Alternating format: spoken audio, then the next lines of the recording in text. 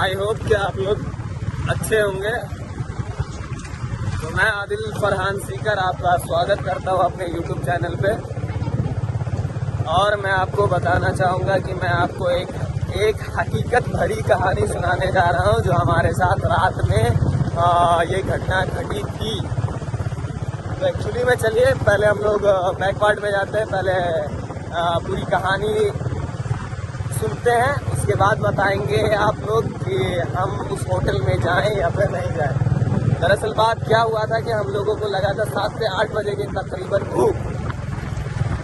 जब भूख लगा हम लोगों को तो हम लोग खाना खाने के लिए जगवन ढाबा पे गए। जगवन ढाबा पे गए तो वहाँ पे हम लोगों ने खाया कि पनीर मसाला और रोटी और दाल फ्राई। हम लोग वहाँ से खा करके जब उठे और बिल दे दिए तो उठने के बाद हमारे एक मित्र को सर्दी थी।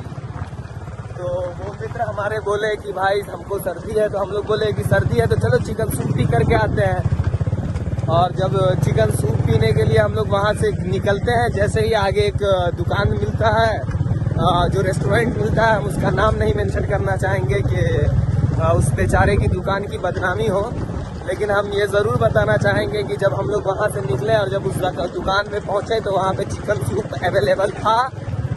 और दुकान वाले से हम लोगों ने बात किया कि सर हमें चिकन सूप चाहिए। तो उन्होंने बोला ठीक है आप लोग बैठिए। जैसे ही हम लोग बैठे कि कट्टा की गोली जैसे नहीं होती है, ब्राम करके आवाज़ आया, ब्राम। जैसे ही ब्राम करके आवाज़ आया तो मेरा मित्र सरताज बोला कि भाई गोली चली है।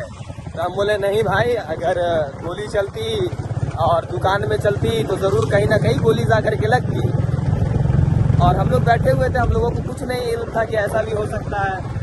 और उसी के कुछ पल के बाद, कुछ समय, कुछ टाइम के बाद हम लोग देखते हैं कि 2 लड़का अंदर से बाहर आता है और मेरी ही बेंच पे बैठ करके वो उसमें कट्टे में एक गोली फिर से रीलोड कर लेता है। और वो सामने वाला बंदा के पास गोली रहता है और वो बंदा जिसके पास गन है उसको गोली दे दिया, क्या बोला लोड करो। और उसके पीछे जो तीसरा आदमी खड़ा रहता है, वो तीसरा आदमी बोलता है कि 500 रुपया काहे बर्बाद किया, अरे कोई को ठोक देता निशाना लगा करके। अब हम लोग की भाई हालत ख़राब हो गई। हम लोगों को ऐसा लगा कि नहीं भाई हम लोग की जान जोखिम में है। तो फिर हम लोग वहाँ पे क्या किए कि हम लोग वहाँ से भागने की कोशिश किए। और हम तो भाई नीचे चले आए थे, अपनी बाइक स्पीड बाइक स्टार्ट कर लिए थे, बाइक हम चल जाएंगे। लेकिन फिर दुकान वाला आया, माफ़ी मांगा और वो बोला कि भाई ये हमारी गलती है, हमारी गलती के कारण ये सारी चीज़ें जो आपको देखने को मिल रही है वो हमारी गलती है।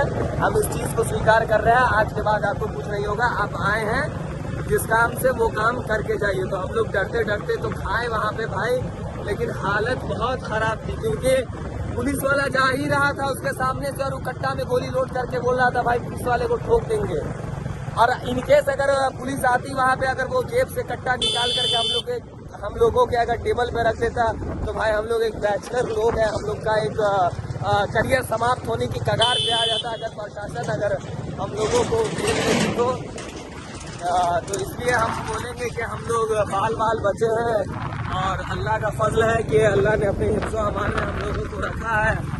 और आपसे भी कहेंगे कि आप भी कोई अगर होटल जाते हैं तो उस होटल का पहले पूरा वेरिफिकेशन करें। उस होटल में कहीं शराब तो नहीं दिख रही हो, कहीं कुछ गलत काम तो नहीं हो रहा हो, जिसकी भरपाई आपको आपकी ज़िंदगी के साथ करनी पड़े। क्योंकि अगर हम लोग अगर वहाँ पे रहते हुए अगर पुलिस अगर पहुँच जाती, अगर वो आदमी अगर कट्टा अगर हम लोगों की टेबल पे फेंक दिया होता तो यकीन मानिए कि प्रशासन हम लोगों को उठा करके लेके जाती और फिर हम लोगों का करियर एक खत्म होने की कगार पे आ जाता।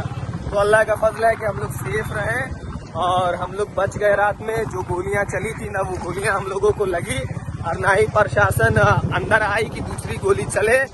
और जब तक दूसरी गोली चलती, जब तक हम लोग चले आए हुए थे, हम लोग घर की ओर निकल गए।